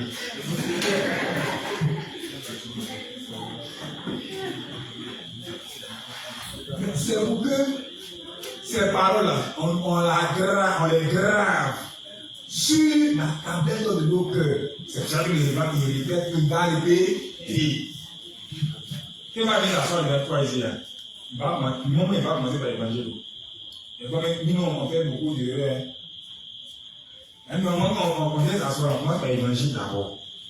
Jean-Baptiste, tu connais, on va lire même peut-être Jérémie encore. Lévitique 16. Puis on explique. On fait un rapport avec le Nouveau Testament, on fait l'explique, mais on parlait un peu de ce qu'on a lu là. 2 phrases. Où tu es concentré, on dit, c'est fini. Et c'est ce qu'on va faire. Beaucoup d'évangiles, petites bénédictions dedans. Parce que on a l'impression que c'est une bénédiction qui nous intéresse. Quand les gens disent, on parlait de l'évangile seulement. L'évangile, on peut signer de nouveau déjà. Ils disent, on va c'est pour les nouveaux-nés. Il n'y a pas la formation des nouveaux-nés. Et ils sont déjà vieux. Mais les éléments dans l'évangile, ils ne connaissent pas. Mais ils ne sont pas nouveaux-nés. Ils ne connaissent même pas qui est Jean Calvin. À quelle année il a fait ses bêtises? Il y a différents types de théologie qui existent. Et pourquoi ça a été créé même dans elle-même? Les théologies bibliques et autres, je ne sais pas quoi là. Les théologiens sont liés par rapport à quoi? Leur but était pour contrer les philosophes. Et puis maintenant, ils ont dit, on va créer l'école. Comme eux aussi ils ont créé l'école, là, nous ils ont créé l'école, on a formé nos éléments pour aller les contrer. Ainsi de suite. Pourquoi le nouveau charismatique est né? Et le charismatique, à quelle année, tous ces genres de choses-là? Pour connaître l'origine des Ribaba, Rikoko, Rishikan, on connaît ça. Et il y a d'autres qui ont fait l'école de ça pour apprendre à parler en langue. Pourquoi? Moi, je suis sacrificateur. Il doit me confronter à ces personnes. Il doit leur parler, il doit leur expliquer, il doit faire l'explication. Donc, il connaît tout ça là. Mais le vent explique brièvement. Mais quand il explique brièvement, c'est-à-dire que Comme on prend, il faut qu'on aille chercher pour trouver les origines. Donc on puisse vous donner en retour. Mais tu ne viens pas à la formation des nouveaux-nés. Tu ne peux pas connaître. Maintenant, si les enfants de l'école de dimanche connaissent, vous êtes acclamés, vous avez connu les enfants là, ils maîtrisent les choses. Et s'ils ont posé des questions, on va envoyer les enfants pour vous poser des questions. Allez, n'importe qui ne soyez, ne soyez. Allez, soyez. Allez, je vais aussi. Il faut qu'on bosse. Il faut qu'on cherche. Il faut qu'on fasse des recherches. C'est pour nous-mêmes et pour les autres. C'est la seule chose qu'on peut faire pour faire avancer l'œuvre de Dieu. De toute façon, il ne faut pas dire non, comme moi, si mon père fait du mal à Dieu, même il ne le fait pas. Si nous tous on dit on ne fait pas là, tu vas voir, Kalou va faire l'œuvre de Dieu. Kalou. On a vu quand Balaam a refusé d'aller, il voulait aller maudire Israël, parce qu'on a donné l'argent. Qui a parlé? Là, il me donne les mêmes, mais il a parlé comme ce jour-là. Donc, on n'est pas indispensable. Je dis que non, si je ne suis pas là, de toute façon, si moi je me fâche là, le Dieu peut avancer. Cousin, il a tiré à terre. Toi, ceux qui t'en bas, on voit 100. Ils sont bien motivés même par rapport à toi. En plus de ça, c'est là, jaloux. Parce qu'ils vont venir faire, puis tu vas s'accompagner des bénédictions encore. Et c'est Dieu a fait avec Israël d'ailleurs. Il dit, oh non, on fait rien, toi. Il dit, allez, Paul, va chez les païens là-bas, prêche l'évangile. Nous, on a reçu le grand J. On maîtrise. On connaît les rapports. Ancien Nouveau Testament, quand on fait ça sur Zo. Donc, il maîtrise quoi? Donc, on garde pour garder. Mais malgré ça, on maîtrise quand même. Et puis le juge va te dire, non, Jésus est là, c'est pas un homme. C'est un criminel, c'est ce qu'il va faire pour se défendre. Et lui, il sait que, même s'il ne croit pas, tôt ou tard, il va croire. Parce qu'il sera obligé de croire pour être sauvé. Et le Messie qui, d'après eux, ils attendent, il est déjà venu les parties. Lui, c'est son retour, il attend.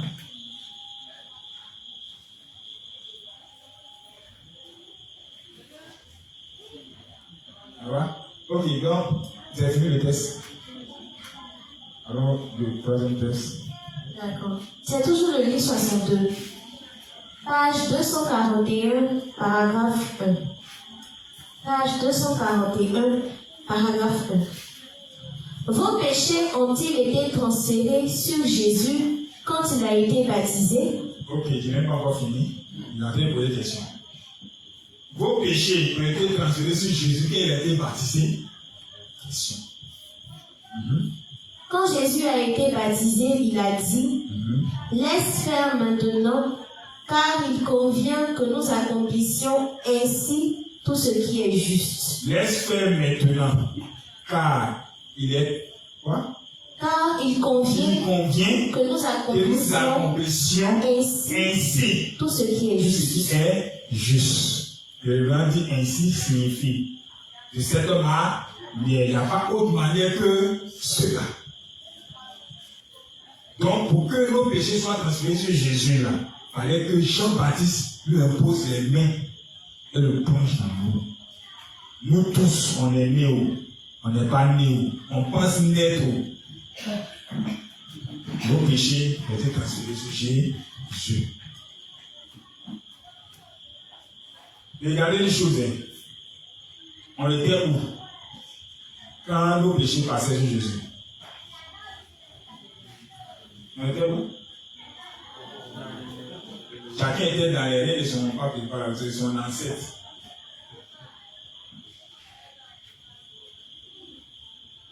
On était où? Quand Adam était mon péché.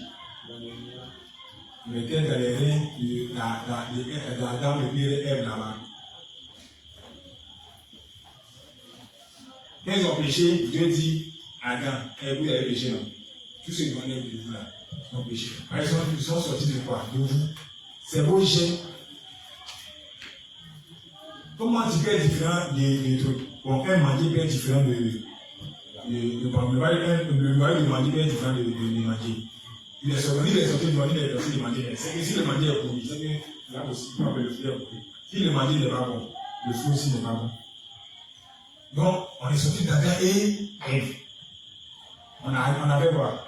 On peut dire non, on n'a rien fait. Il dit, tu as fait quelque chose. Et Jésus a démontré cela dans Matthieu 23. Verset 29. Matthieu 23, à partir du verset 29. Malheur à vous, scribes et pharisiens hypocrites. Parce que vous baptisez les tombeaux des prophètes et ornez les sépulcres des justes. Et que vous dites, si nous avions vécu du temps de nos pères, nous ne serions pas joints à eux pour répandre le sang des prophètes. Est-ce que nous ne sommes pas joints à eux? À leur père. Vous témoignez ainsi contre vous-même que vous êtes les fils de ceux qui ont tué les prophètes. Comblez donc la mesure de vos pères. Serpents, race de vipères. Comment échapperez-vous au châtiment de la géhenne? C'est pourquoi, voici, je vous envoie des prophètes, des sages et des scribes. Vous tuerez et vous crucifierez les uns, vous battrez de verges les autres dans vos synagogues, et vous les persécuterez de ville en ville. Est-ce qu'ils n'ont pas tué les prophètes au temps de leur père là aussi? Donc tuer les prophètes au temps de leur père. Maintenant, pour combler la mesure de leur bêtise, et comme ils discutaient, ils prenaient Dieu pour menteur. Dieu dit, bon, il y a eu des fait l'expérience. On va envoyer quelqu'un qui a le même âge que vous. Il va enseigner là. Vous allez voir, c'est qu'il a fait. Et quand il a commencé à enseigner, les mêmes gars là sont venus tuer. Alors il dit, non, si on était là, mais les prophètes, c'est les serviteurs de Dieu. Eux, les prophètes de la part de Dieu. Puis tout le monde a été tué, c'est pas normal. Et ils ont tué Élie, Jacob. Puis on construit, on dit, mais depuis nos profanés sont tombés, nous on construit une sanctuaire dessus. Puis on met, ici repose Élie, le grand prophète de l'Éternel. Et puis on met au nom de Christ dessus. Car Élisée, c'est Moïse, c'est tel personne, tel prophète. Et puis les gars vont à chaque fois, hey, Seigneur, si on était au père de l'Éternel, on était comme nos papas, de nous à moi, on était au temps de Jésus, nous tous. C'est Jésus, on est né le même jour. Mais beaucoup de gens qui étaient avant lui-même, il a vu peut-être qu'il a pris dans tes bras, il a chié sur toi. Et puis, il grandit. Quand il grandit, il commence à parler. Son français est plus lourd que pour toi. Il devient jaloux. Et puis, il dit, c'est tout. Il y a beaucoup d'hommes dessus. Comme quand il se met, il parle. Pas de parlant de papa. Et puis, quand il parle, tout le monde est sale. Même les vieux sont assis, calme, puis le écoute. Quelle est la première intention qui te vient en tête? C'est lui là, s'il pouvait mourir même déjà. Ça va nous arranger. Ainsi de suite. Mais actuellement, les juifs là, ils sont mauvais, ils ont tué Jésus. Alors que c'est le Messie libéral de Dieu. Dieu lui qui a sauvé l'humanité et ses péchés. Normalement, il devait le reconnaître, il y a des signes, tout ça là. On dit ça ici, ou bien on y va. Mais est-ce que nous, on n'a pas tué Jésus aussi? Est-ce qu'on ne le tue pas à chaque fois? Quand on néglige sa volonté, quand on s'entête sur notre propre voie,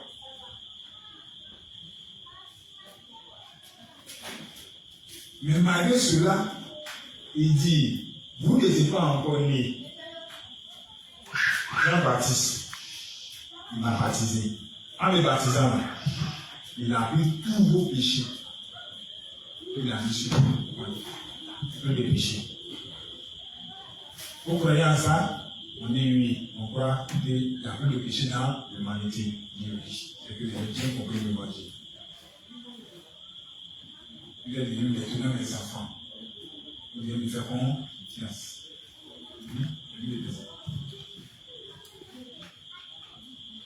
C'est pourquoi, voici, je vous envoie des prophètes, des sages et des scribes.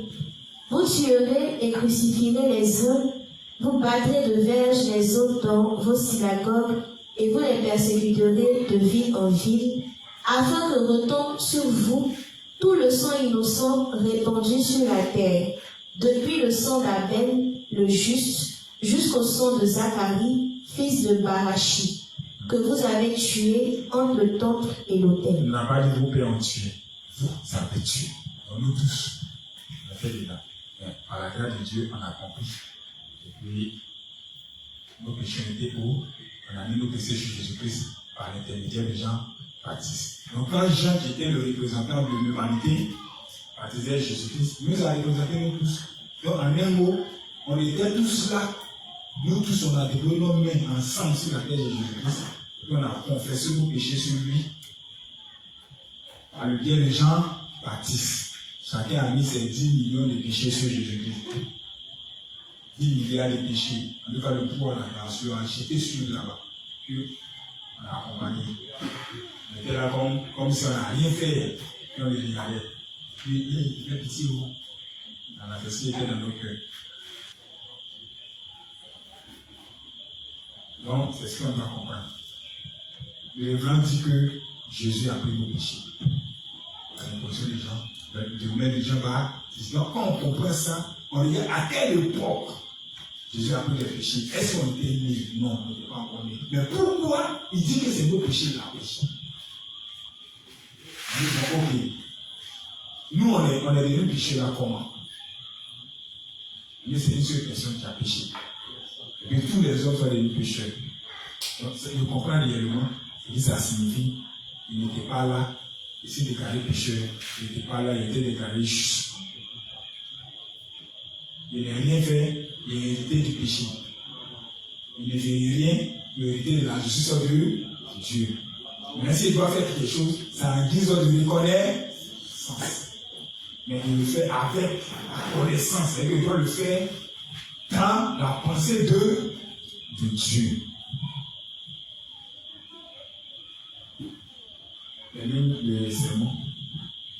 Le mot ainsi est outos en grec, qui signifie de la sorte, correspondant où il n'y a pas d'autre moyen que cela. Ok, donc le révérend nous donne l'origine grecque du mot, puisque la Bible était l'ancien, le Nouveau Testament était traduit en grec. Donc c'est le mot grec qu'il a donné, pour donner la définition du mot d'origine du mot grec. Et la signification de ce mot-là.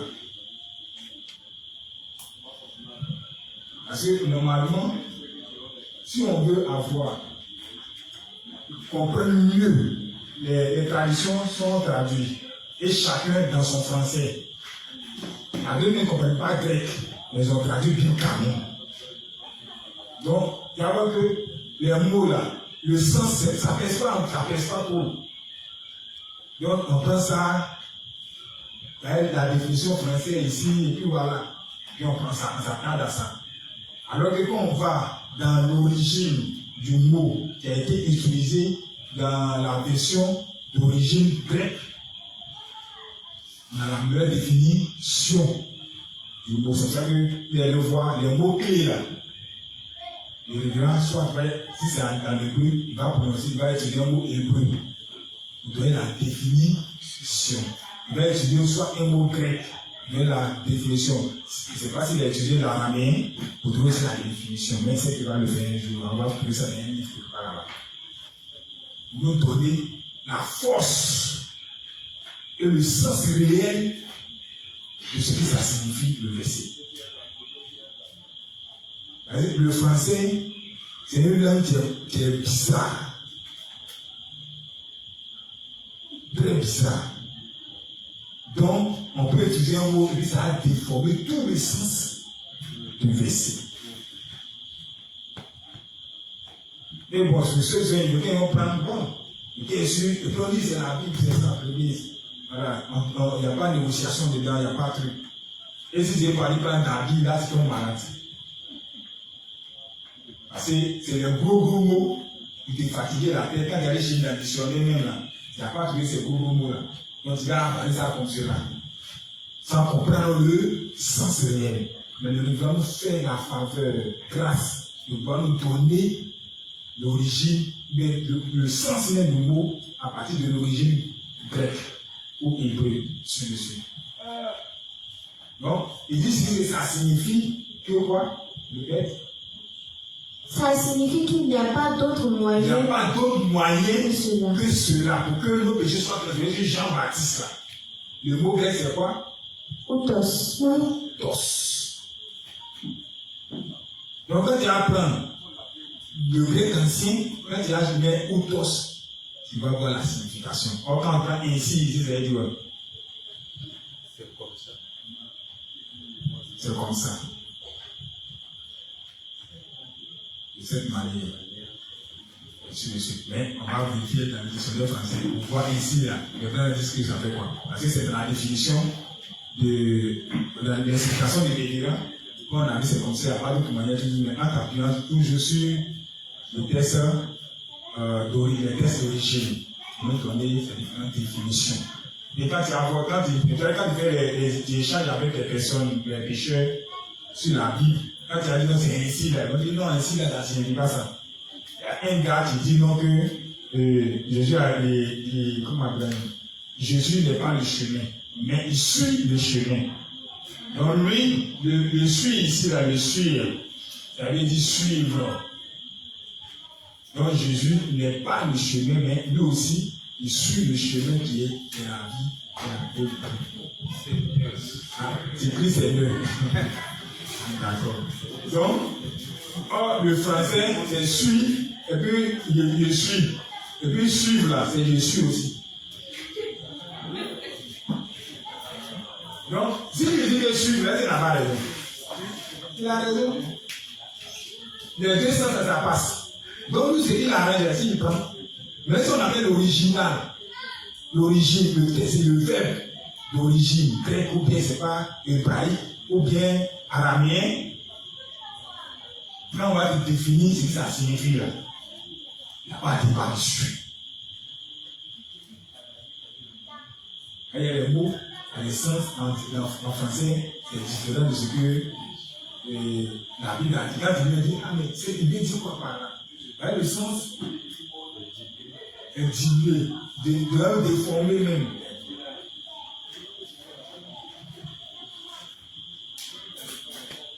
Vous comprenez un peu, non?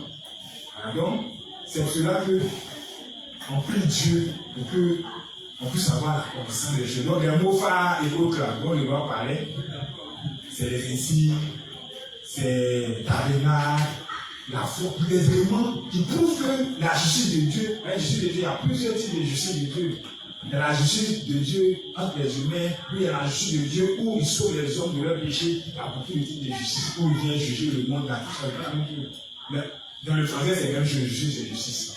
Donc on avance avec repentance. C'est détourner d'eux. Mais d'autres disent non, repentance, c'est de nous prier et demander de l'aide à Dieu, et demander pardon à Dieu. Et c'est comme ça qu'on crée repentance. Tu vas monter, tu vas descendre. Eux là, c'est comme ça qu'on crée repentance. Dans tous ces thèmes-là, on doit avoir la connaissance des origines grecques. Puis, ou bien, c'est écrit en quoi? Non, c'est en hébreu. Donc, le texte hébreu dit quoi? Je suis vert. Pour ne pas que demain, nous-mêmes, on oublie le gars là, tellement que va concentrer son verset, son mot, et puis il sera tellement convaincu que nous aussi, on risque d'être convaincus parce qu'il a bien dit. Là, il est serein. Il y a beaucoup de preuves dans la Bible. Puis je donne dictionnaire, puis c'est ce que ça dit.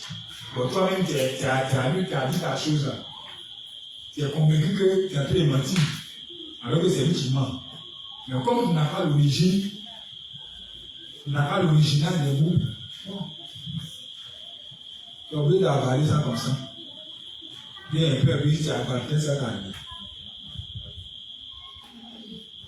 C'est ça qu'il faut avoir la connaissance. Et quand on lit les livres, les mots grecs, les mots en tout qui viennent, normalement on doit avoir un cahier. Puis on écrit dedans. Puis on pose ça par cœur. Donc quand tu vas évangéliser, quand tu prends le verbe là, quand tu finis de lire la phrase, puis tu donnes le nom grec. Et puis maintenant, si tu veux même, tu vas aller dans l'étymologie de ce mot. Et puis le grec est sorti de quoi? Tu as fait une liste toi-même des langues pour lui donner. Tu dis que moi, tu n'es pas venu pour jouer avec lui.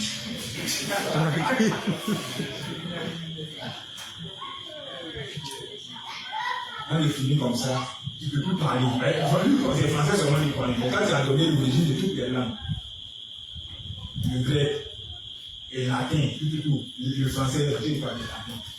Ça sort là-bas. Tu vois, non? Donc, ici, on doit traduire en grec. Grec, on va traduire en latin. Le latin, ainsi de suite, jusqu'à imaginer si ça va devenir. Et tu auras l'authenticité du mot, du sens du mot que tu veux dire. Il n'aura pas le sens. C'est comme on appelle une source d'eau chaude qui sort au niveau d'un volcan. Au fur et à mesure que ça coule pour aller là, imaginez la suite. Ça c'est des fois dit. C'est vrai que les écrits là sont bonnes que les traditions orales. On m'a dit que l'autre qui m'a dit va ajouter un peu dessus. Dessus. Quand on a vu l'autre a dit les écrits là, c'est écrit. Donc il doit venir dire, il doit lire ce qu'il a écrit. Ça va? Ok. Donc, le temps devient menaçant. Il est déjà l'heure. Dans 6 minutes, donc je vais m'arrêter là. Demain, on va continuer. Amen. Donc, juste disons merci à Dieu pour ce temps d'enseignement. Ensemble, prions.